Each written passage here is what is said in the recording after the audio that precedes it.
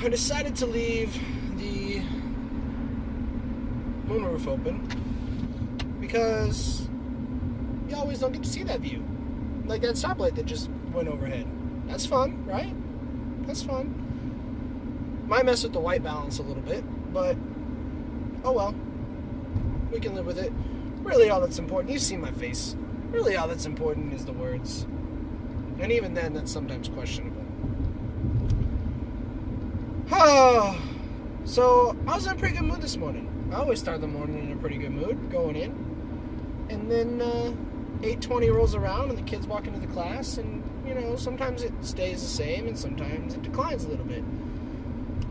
But 8:35 rolls around and I'm ready to start my day and give instruction, and I got kids talking and not listening to a word I say. So, today I snapped on them. And I did not let up all day long. They put one toe out of line today. Boom. I moved their magnet. I wrote them up, sent them to the office, sent them out to the hallway. Whatever it took to get them to realize that I was serious, I was on them like white on rice. It was fantastic. And we actually got some stuff done today. Now, we get things done most days. I make it sound a lot worse than it is. Okay, most days we do get our things done. It's just a matter of I get interrupted, our train of thought gets lost, stuff like that. So, that's not fun. But today, I made sure it was not fun at all. And at the very end of the day, I gave them 5 minutes outside. And by the time we got out there and they got playing and then it was time to come in, it was more like 3.5 minutes. But they got rewarded for a little bit. For the kids that did a good job today, they got a reward. But I kept it small.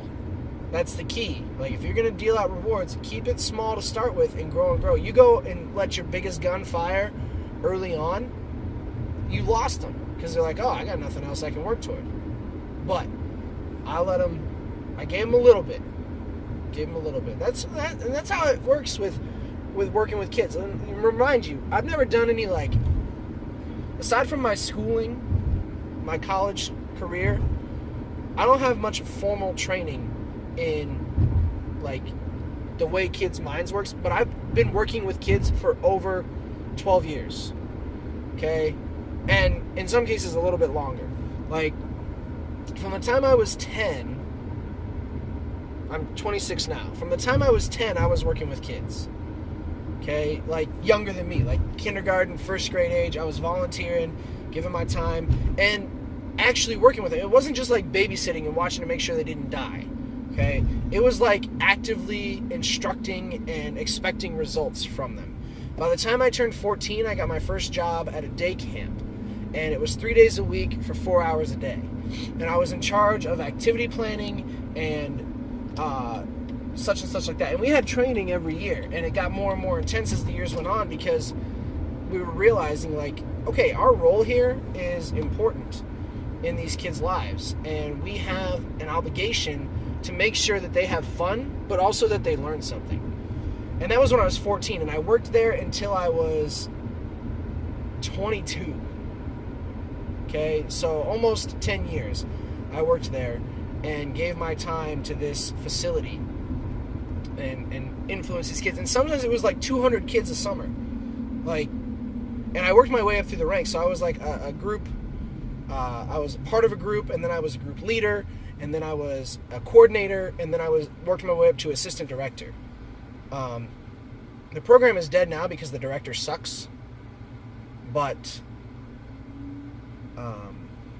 it was good while it lasted.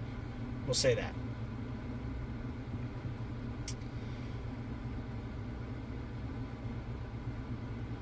And now, as I'm a teacher, and throughout the years I've volunteered and given my time at church functions and various things like that. So I feel like I have a good amount of experience when it comes to kids and what they like and what they don't like and how you get results from them as far as results. So, if if you want to be stern, be stern. If you want to be fun, be fun. But there's got to be a balance. Because if a kid even gets a hint that they can walk all over you, they're going to do it every single day. Every single day that they possibly can. That you're with them, they're going to walk all over you and make you a fool. But if you're too stern, you're not going to get results either, because a lot of kids don't respond to that because they're not used to it. They don't understand, like, if that's all you are, that's your base level.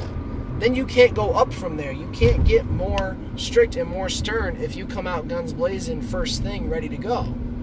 So you got to find a balance.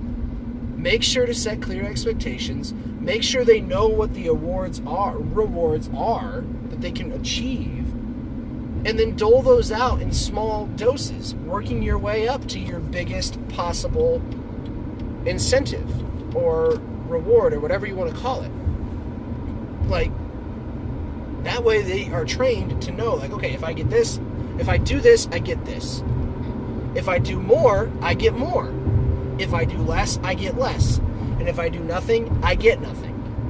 Okay? It works for parenting, which I have experience in now, so I can talk on that. It works in recreational settings. It works in school settings. And not everybody's going to respond the same way. That's the thing. Like, not every kid is going to like the same thing, but the method still works. So, I used one of the methods today, and the kids that respond to strict responded today. The kids that respond to fun, they knew what was expected, and the kids that are just good were still good. And I make sure to let them know that. And if I didn't today, I will tomorrow. They know that they're good. They know that they act appropriately, and that it's the kids around them that hurt the classroom dynamic, the group dynamic. So just keep that in mind. If you're a person that works with kids or has kids, find the balance, figure out what steps you can take to get the results from this child that you're looking for. Okay? Don't just say, oh, if you clean your room, I'll give you $20. Because then cleaning your room is worth $20. Well, then what is mowing the yard worth? Okay? Or if you're the tooth fairy at home and your kid loses a tooth and you pay $1, okay, well, a tooth is worth $1, so now what's scrubbing the toilet?